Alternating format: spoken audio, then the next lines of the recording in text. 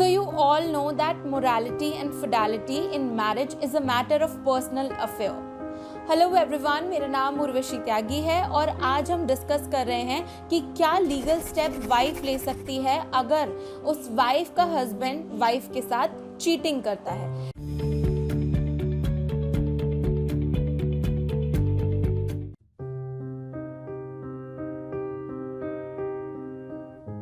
सबसे पहले हमें समझने की जरूरत है कि ये चीटिंग क्या है। Is it only related to extra marital affair या इसमें और भी अलग अलग तरीके की चीटिंग आती है।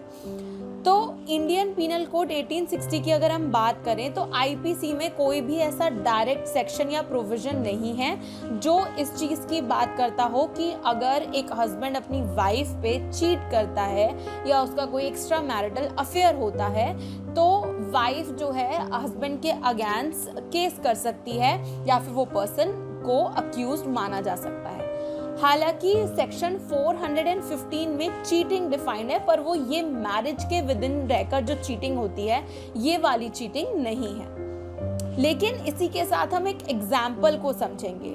लेट्स से कि वाइफ की कोई इमूवेबल या मूवेबल प्रॉपर्टी है। अगर हम बात कर रहे हैं मूवेबल प्रॉपर्टी की, लेट्स से कि वाइफ की कोई ज्वेलरी है और हस्बैंड वाइफ की ज्वेलरी मांगता है ये कहकर कि उसको कुछ उधार चुकाने हैं, और वाइफ ये सोचकर कि हस्बैंड को कुछ उधार चुकाने हैं अपनी ज्वेलरी हस्बैंड को दे देती है और फिर हस्बैंड उस ज्वेलरी को अपनी गर्लफ्रेंड को दे देता है।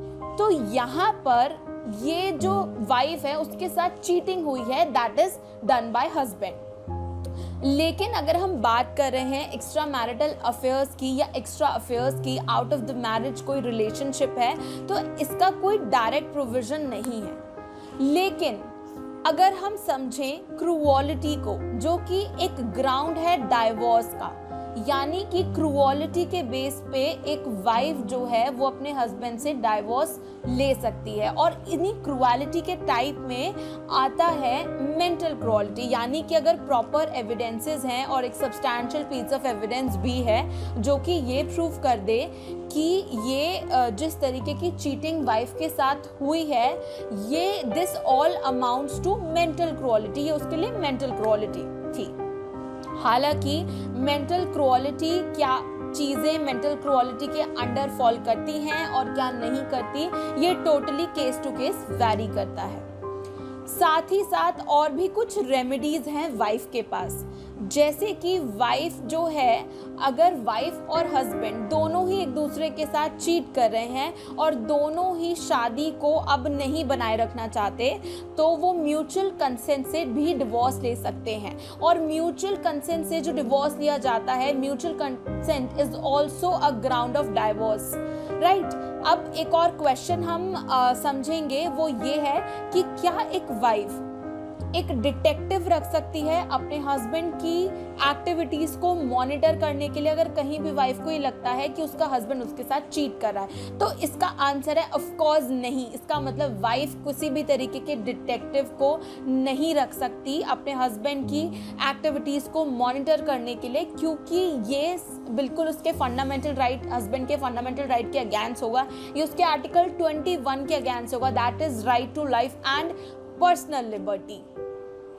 यहाँ पर हमें एक और चीज समझने की जरूरत है, वो ये है कि रेमेडीज क्या क्या अवेलेबल है। तो आईपीसी में कोई डायरेक्ट रेमेडी नहीं है। फॉर दैट मैटर अगर हम बात करें अडल्ट्री की, तो अडल्ट्री भी अब अनकॉन्स्टिट्यूशनल सुप्रीम कोर्ट ने उसको हेल्ड कर दिया है, और ऐसा हुआ है Joseph shine versus union of India के केस में, जो कि 2018 का केस है। यानी कि पनिशमेंट दिलाने के लिए कोई स्पेसिफिक प्रोविजन नहीं है, लेकिन बहुत सारे रिकोज हैं। आप डाइवोर्स ले सकते हैं, आप जो है म्यूचुअल कंसेंट से भी डाइवोर्स ले सकते हैं। अगर this amounts to mental cruelty, if the cheating amounts to mental cruelty, आप उस ग्राउंड पे भी डाइवोर्स ले सकते हैं। आप अगर डाइवोर्स डायरेक्टली नहीं किसी ग्राउंड के बेसिस पे डाल रहे हैं, तो आप पहले क्या कर सकते हैं, आप पिटिशन डाल सकते हैं for the restitution of conjugal right. इसका मतलब जो वाइफ है वो रेस्टिट्यूशन ऑफ कॉन्जुगल राइट्स के लिए भी पिटिशन डाल सकती है। तो ये थी कुछ चीजें जो विमेन कर सकती है अगर उसको लगता है कि उसका हस्बैंड उसके साथ किसी भी तरीके की चीटिंग कर रहा है। हालांकि आपका कोई स्पेसिफिक क्वेश्चन इस चीज़ को लेकर है तो आप हमें बेझिझक पूछ सकते हैं। सो आई होप आपको ये वीडियो बहुत अच्छी लगी हो। Thank you very much.